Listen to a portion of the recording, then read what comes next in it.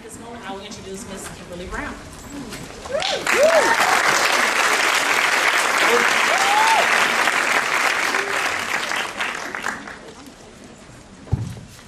This is going to be a rare occurrence, but howdy.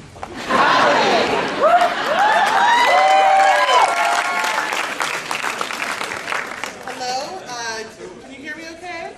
My name is Dr. Kimberly Brown. I'm the director of the Africana Studies Program here at Texas A&M University.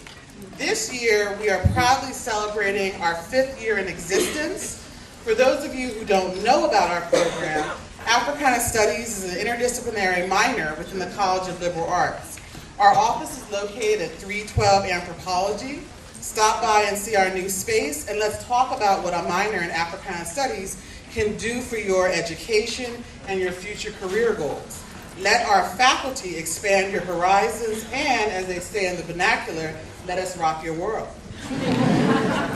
I would also like to announce that the Africana Studies Program, in conjunction with the Carnegie Woodson Black Awareness Committee, is sponsoring its first study abroad program to Ghana this summer. Our assistants and minors in our black and white Africana Studies t-shirts should be able to give you both a brochure about our minor and also our study abroad trip. Tonight's event, Love and Resistance, a conversation with Bell Hooks, is our 4th Africana Studies lecture to date. The Africana Studies lecture series invites renowned scholars to speak on a topic of their choosing that deals with Africana Studies as a discipline or that has a particular resonance for people of African descent. This event is brought to you by, and this is a long list, the Africana Studies Program, the MSc Woodson Black Awareness Committee, the MSc Leadership and Empowerment of Aggie Females.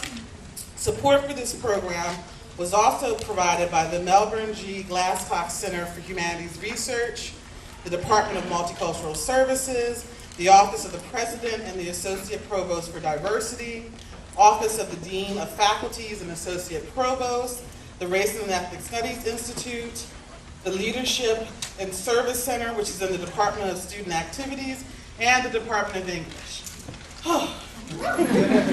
And now, if you'll indulge me, I'd like to introduce tonight's speaker. Today, in my contemporary African American literature class, we were discussing what it means for a person to come into consciousness, what it means to develop a heightened sense of awareness, what it means to figure out what your role on this planet should be, what your responsibilities are when you figure out that the world is bigger than just yourself. I have had a long relationship with tonight's speaker, even though she didn't know it. Bell Hooks played a large part in the development of my own racial consciousness and my feminist consciousness, and she taught me that the two didn't need to be mutually exclusive. I remember reading Bell Hooks' book, Talking Back, Thinking Feminist, Thinking Black, when I was a master's student at the University of Pittsburgh.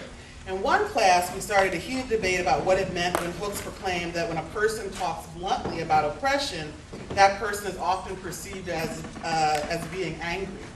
The professor that I had at that time didn't buy it. Regardless of what Hooks said, my professor believed that Hooks was disingenuous, that she was actually really angry. As a person who had, even at that point, been criticized for her bluntness, who had my own bluntness mistaken for anger, I took it as my place to stand up for Hooks, as if she needed any standing up for. This was perhaps the first time in my graduate career that I had found a scholar who spoke to me, and I was not about to let her words be trivialized or her message be seen as insincere. So Hooks essentially gave me permission to be myself. Through her example, I also discovered the type of scholar I wanted to be, as well as the type of teacher. When I first met Ms. Hooks, it was in Washington, D.C. To tell the date would age me too much, so let's just say it was back when the world still held many surprises for me. Now, I stood in line forever with this tattered copy that I have. It's actually in my book. I meant to hold it up in testament. And I asked her, would she mind taking a picture with me? And she responded, why shouldn't you take a picture with one of your sheroes? And I was over the moon at that point. I felt loved. So I share this with you today to say that having Bell Hook's lecture for us today is like a wish fulfillment for me. It's my way of giving back to the university the beauty of my own college experiences. Ms. Hooks has been talking about love and resistance for a long time. This topic has been reflected in each of her 30-plus books. Am I right on that? One quotation from Talking Back really resonates with me, and I'd like to share it with you now as a prequel to what's to come. Hooks writes, when women and men understand that working to eradicate patriarchal domination is a struggle rooted in the longing to make a world where everyone can live fully and freely, then we know our work to be a gesture of love. Let us draw upon that love to heighten our awareness, deepen our compassion, intensify our courage, and strengthen our commitment. So it's with these words and with an open mind and an open heart that I present to you today, Bell Hooks. Thank you.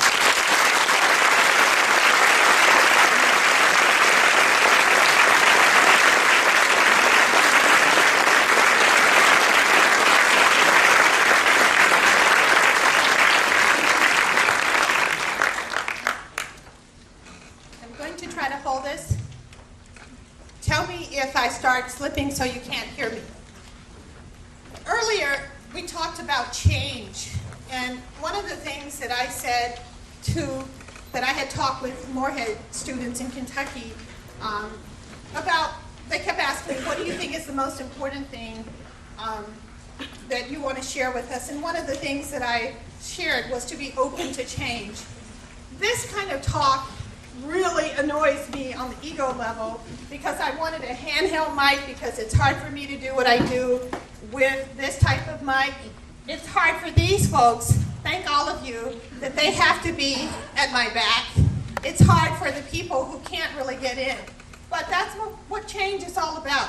So hopefully we can adapt to all of these things and still have a really good conversation. It's hard to have a conversation sometimes when we're kind of overbooked, and what I hope to do is to talk for 20-30 minutes and then allow us to have time to talk together. Okay, howdy, howdy, howdy.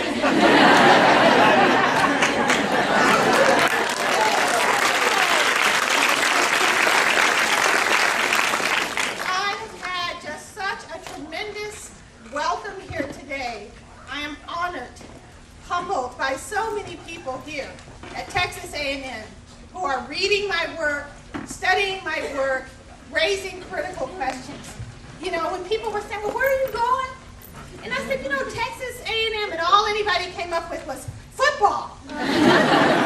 You know, and they said, did you read Bell Hooks? Way out there in Texas. I mean, I can tell you that I go so many places, but today it's been just overwhelming, the number of students, staff, professors, critically thinking, raising issues, and I want to thank you for that. That is the deepest and most profound welcome, and it speaks to the incredible professors that must be here igniting people to engage their minds.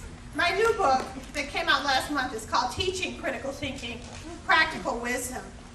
And so I offer praise to all of you who are doing the work of thinking, encouraging students to open their minds, to change. In recent years, my work has focused on the role of love in ending domination, contemplating the forces that lead people to struggle for justice and strive to build community led me to think critically about the place of love, whether the issue was ending racism, sexism, homophobia, or class elitism. When I interviewed folks about what led them to overcome dominator thinking and action, they invariably spoke about love, about learning acceptance of difference from someone they cared about. They talked about being rigorously